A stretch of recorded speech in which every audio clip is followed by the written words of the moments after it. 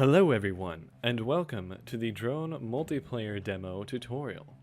In this tutorial, we're going to look at mostly just the UI and controls of the multiplayer demo. So, when you first start up the multiplayer demo, you're greeted with this screen. You have your account, the play button, options, exit, and then all of the social media sites of the developers. We're just going to take a quick look into options.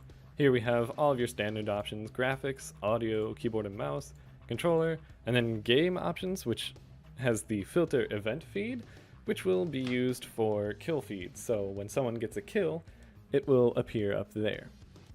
So if you get annoyed with that, you can turn that off. Graphics here, pretty self-explanatory. You can change the settings to get better performance. The biggest ones, I believe, are going to be the screen space, both of these two, the shadow cascades, as well as shadow resolution, and anti-aliasing. Those are some of the biggest ones that will help improve performance.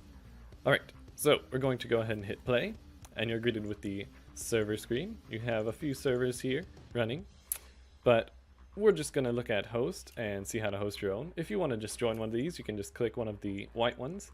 The gray ones are either going to be unavailable because they're either full or a match has begun. So we're going to click host. We can type in our name here, and then we can select the game mode. We're just going to do free-for-all. We can do, actually, we're going to switch back to team so that we can change the team amount here with this one. This will disappear on free-for-all because it's all one team, basically. We're going to set it to just one player because I don't need anyone to join me for this. And you can adjust the match time to whatever time you want.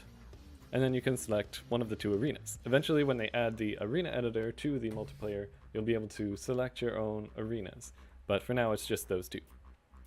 So we're going to go ahead and host. You're going to hit OK.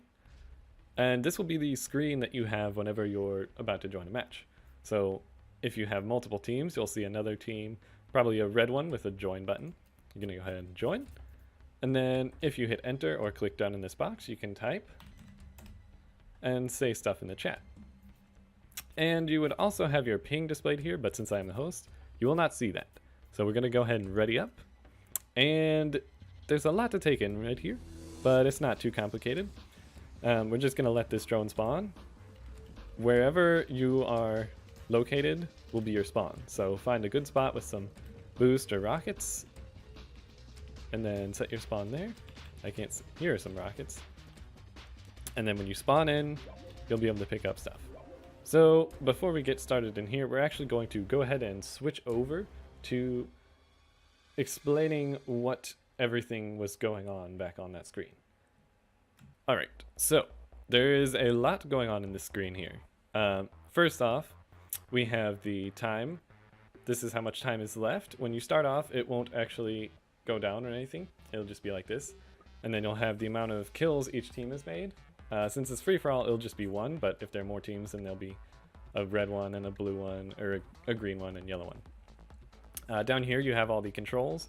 It's a lot to take in when you first start, but it's pretty standard. WASD to move, Q and E to roll, tab to get your scoreboard, control is move down.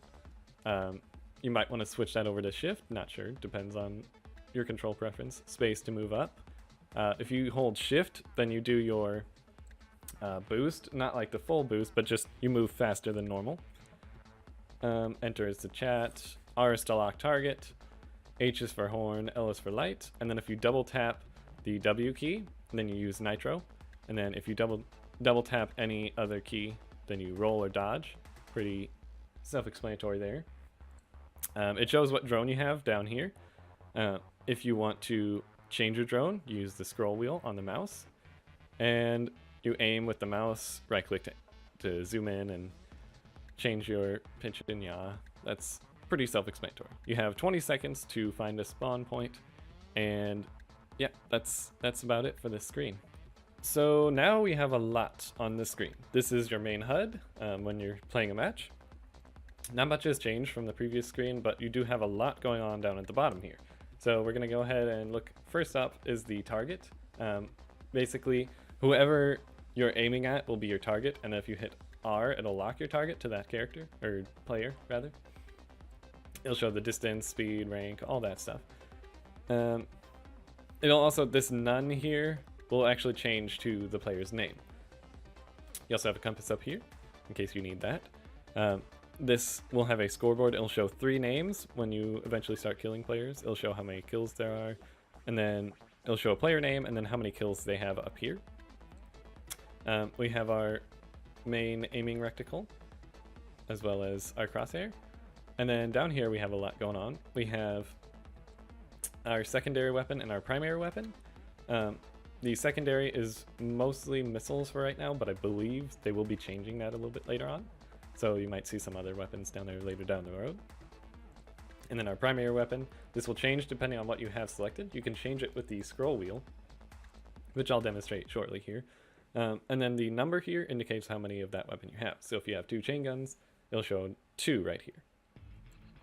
Shields, I'm not sure if that's actually something that's implemented right now, but I don't believe it is currently. So this doesn't really have a use currently. Energy level, same thing. It doesn't actually change at all currently. I believe that's something that'll get introduced later down the line. You have your temps here. Very small. I don't think those are important either. This is your radar. If they're in the circle, I believe that means they're directly in front of you. And then above, I believe means they're above you. To the right and left, to the right or left of you. And then back behind means they're behind you. It is kind of confusing, but that's the general directions of where the people are located. Another temperature right here. The hull integrity, which is this bar, is your health. This will go down. This is something that is very important to keep an eye on. And then you have your nitro. The nitro will refuel. And then if you pick up nitro packs, you'll get more of them. So basically, if you have a nitro pack here and you go from 100 to 0, it'll use up one of those nitro packs and fill you up to 100% instantly. And then your inventory here, I don't believe this has anything. It might show like rockets or something, but currently this doesn't really get used. So yeah, now that we've had a look at all of the HUD stuff going on here, we're going to go ahead and hop back into the game so that we can take a better look at what all is going on. Okay, so we're back in the game here and we have our private server running.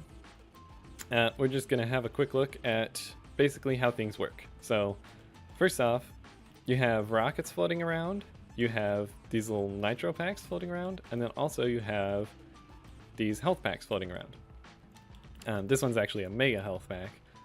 I'll see if I can find a smaller one around somewhere. But basically, you start off with 0 of everything except your health. Your health is going to be 100%. And then you fly around the map and collect them, and you'll be able to use them. So I'm not sure which map which drone I'm using rather. Currently the arrow keys do change the view with some of them, but I don't think that is the case with this one. So this gun, or this drone rather, has a few different guns. It has the chain guns and then plasma guns, and that's actually it for this, but it does have 6 slots for missiles. Now depending on which one you pick will change which weapons it has, how much health it has, how fast it moves, and what weapons it has, of course. These are some of the mini health packs. So we're going to go ahead and kill myself with a rocket.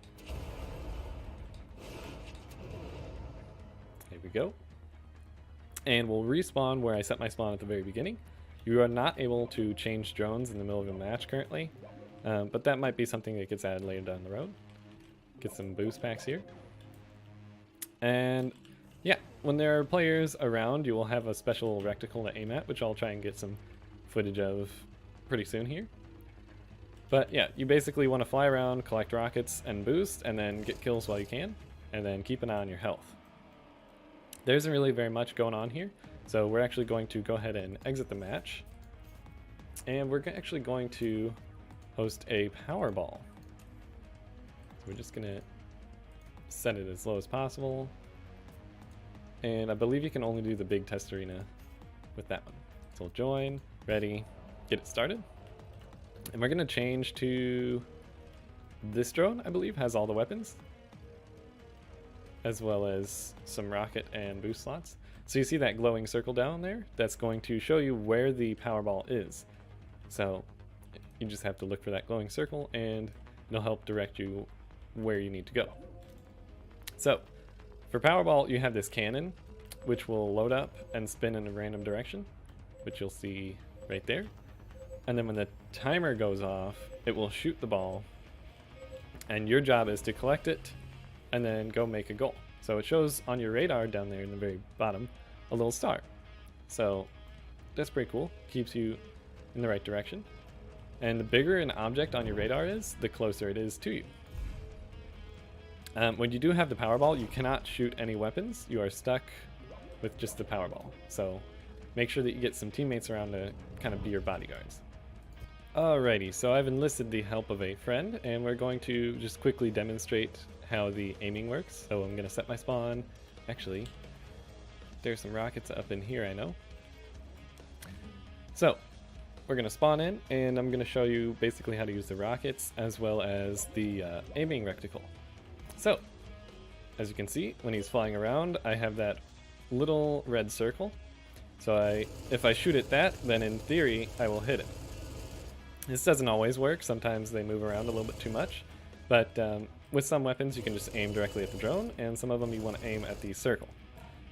Now, another thing is, when you aim at someone for long enough, then you will get the little circle, the little blue circle down there at the bottom. Where is he? There he is. So we're just going to let that lock on, and the missiles will actually track to his direction. So if you're in an open area, then that could actually be pretty deadly for them. And then if you change your weapon with the scroll wheel, you actually might notice sometimes that the aiming reticle moves around a little, because different weapons travel at different speeds. So for example, the shotgun is most of the time going to stay right at the middle of their drone, whereas the chain gun might actually go a little bit further ahead if they're flying too fast.